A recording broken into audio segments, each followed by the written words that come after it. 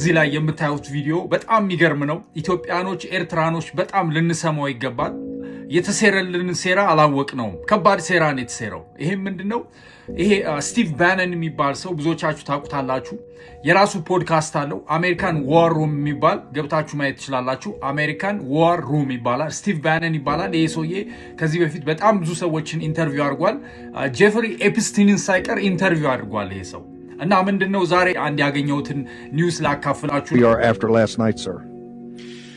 In my opinion, the war is set to expand even more. The Iranians have been degraded, as I have said. They have not been destroyed.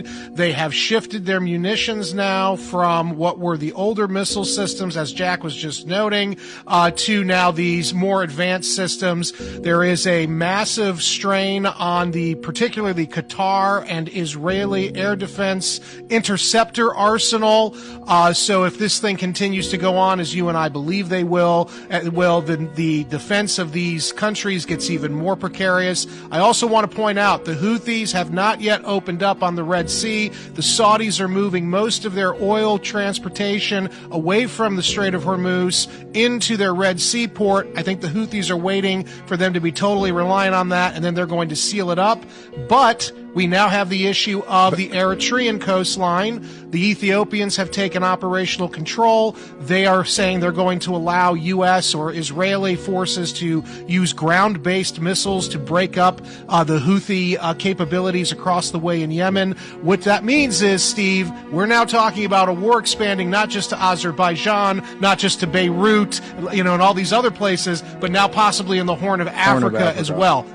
This war is not ending anytime soon. ብራንደን ዊቸርት ይባላል። አሜሪካ ውስጥ የታወቀ ስኮላር ነው። ሴኔት አባል ነው። እንደገና ደግሞ በብዙ ዲፕሎማሲያዊ ግንኙነቶች ውስጥ ጆርናሊስትም ሆኖ ሰርቷል። ይሄ ሰው ምንድነው ያለው? አሜሪካ ጦርነቱን በገልፍ አካባቢ ያለውን ጦርነት የአረቦች ዩናይት እንደሚያደርጉ ወደ ኋላ ሄዳ የኤዥያን ገልፍ ወይንም ደግሞ የሆርን ኦፍ አፍሪካ ወይም ሜዲትራኒያን ገልፍ የሜዲትራኒያንን ገልፍ መያዝ ትፈልጋለች። ይሄ ምንድነው? በዚህ ሳይድ ያለው የየመን ነው። የየመን ደግሞ ሁቲ የሚባል ራሱን የቻለ ኢራን ሰፖርት የሚያደርግ ሁቲ ኢስላም ሙቭመንት ያንን በዛ በኩል ስለማይችሉ ወደዚህ መጥተው ይሄንን ፖርት ይፈልጋሉ። በዚህ መሃል እንግዲህ ኤርትራ ፕሮብሌም ሆናብናለች ነው የሚለው።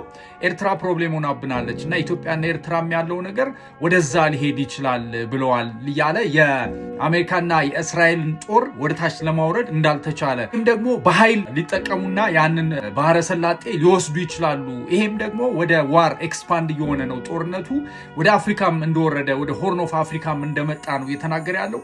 እንግዲህ ምን ለማለት ነው ወገኖች?